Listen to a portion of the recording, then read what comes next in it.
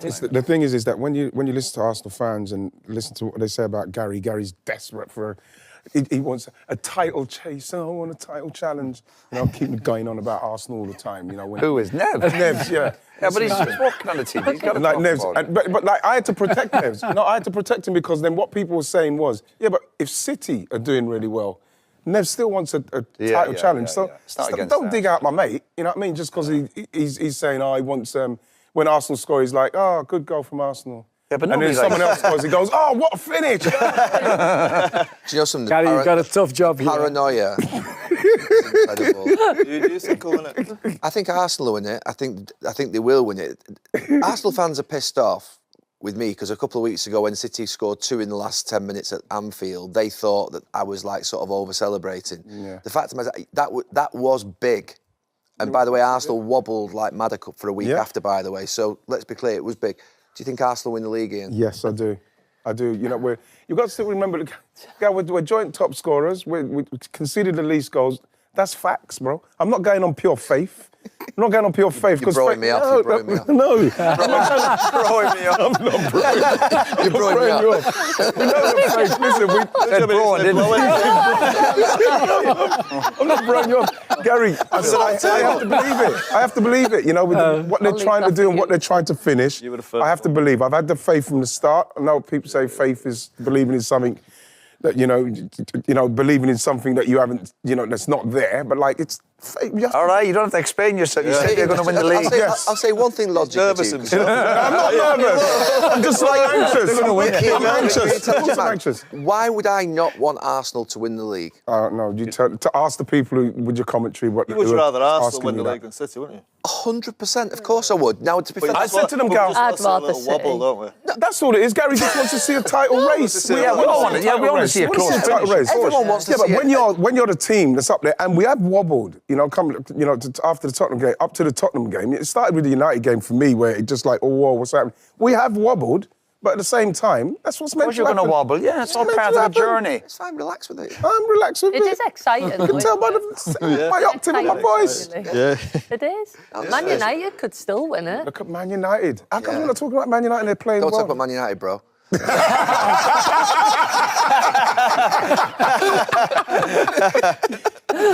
And we were on here, Righty, since Arsenal had a little bit of a wobble at Wolves.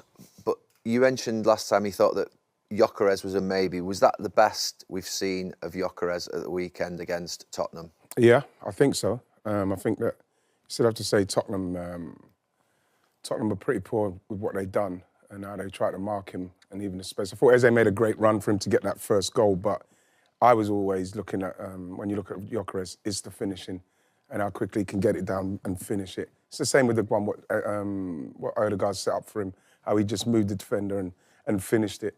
I think that when he's got someone like Eze close, that close to him, and he can pick out one of the defenders, the weakest one. I thought Dragusin was the weakest one, and we saw that. He can be very effective. Now, I did say I think he can score between 10 and 12. If he carries on now, I believe that he could probably get more. And every single goal now, when you look at Arsenal, we're in everything, all the competitions. Every single goal is so important for him now. If he could get on that kind of run now, especially after them 2 goals he scored against Spurs, hopefully, he can score those goals, because people constantly talk about him as the guy. He scores against the lower end teams, which he's done in Portugal. He's doing it here, but that's what Arsenal always needed. We need that. We've scored goals against the top 6. We've done that. We've shown we could do that. We need to break down that kind of defence and score goals against that kind of team. And his finishes were like what really they bought him for. Really good. Good finishes. You know what? It's like when I saw Sesko's finish. It's like when I saw Sesko's last couple of finishes. There's something about it, Roy, which was really clean and boom, boom. And he looked like that happened to him. Yeah. And so obviously Chelsea coming up, you're hoping that he will get the same kind of space, because I think he struggles in that low block when it's all condensed on him. He needs help, doesn't he? Yeah, that's all it is. He needs someone closer to him. Yeah. And now you're looking at, obviously, guy, if he's got 10 goals now. I said 10 to 12. If he can get the 15, 16 goals and everybody still kicks, then... You'd expect to get that now, right? It'll be a hit. When you look at our running... A lot of games. Yeah, you could see that he could do it. But, again, it's only Wolves the other day we saw how we went the other way. and you're looking like, oh my gosh, the pressure's mounting and they're not dealing with it very well. Especially when that Declan Rice mistake, which was very, very much out of character. You know, but then when that happened, Arsenal, for me, they still played well in the game, and it was, can they get back on top and finish them off again? And they did. Do you think they do it, Roberto? Arsenal? I mean, what do you manage? You coached Lukaku. Yeah.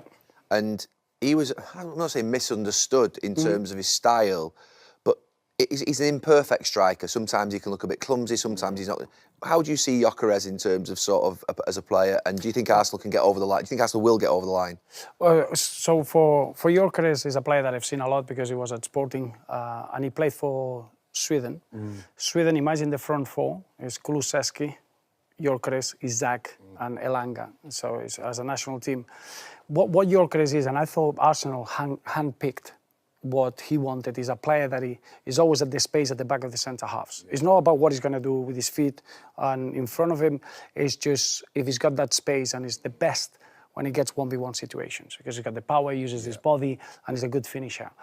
I always felt that, and probably 20 years ago when you were playing, you knew that the teams that they were competing to win the league, the foreigners were coming to a second, like a bottom 10 team, and then after 2 years they would come to Arsenal, to United, because you got a period where you need to almost find the physicality, adjust to what the league is, and I find Šeško, Gyökeres, they are in that period. Yes. Gyökeres, on top of it, is an incredible psychological task. When he's been already in this country at Reading, I never got the opportunity to get into a Premier League club. He had to go to Coventry. So as a human being, now he's gone to Portugal, comes back.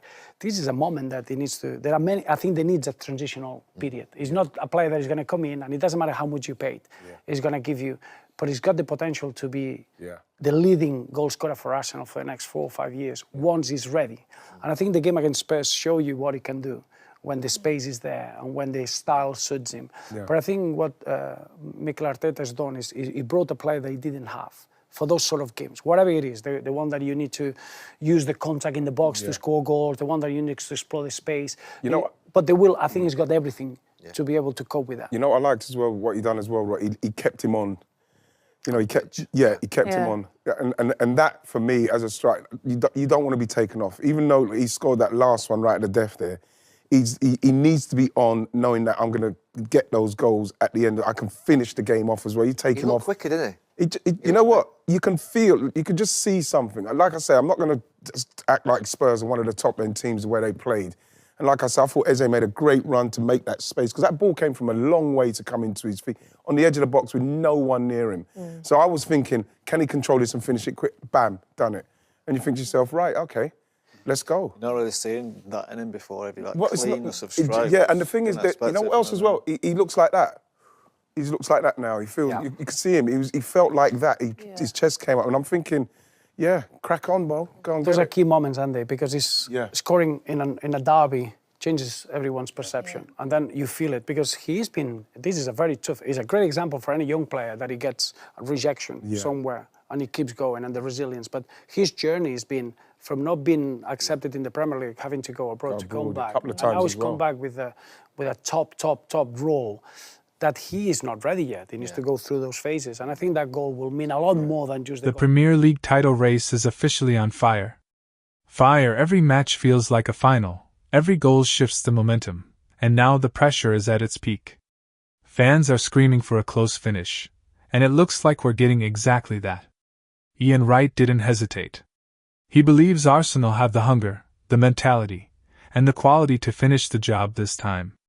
After coming so close before, this squad looks more mature, more focused, and more ruthless. Gary Neville echoed that confidence. He pointed to Arsenal's consistency in big moments, and their ability to respond under pressure. In a title race where nerves can destroy teams, composure could be the difference. But nothing comes easy in the Premier League. One slip, one bad result, and everything changes. The chasing pack is relentless, waiting for the smallest crack to appear. So the big question remains, are we heading for a historic Arsenal triumph, or a last-minute twist that no one sees coming? One thing's certain. This title race is going down to the wire.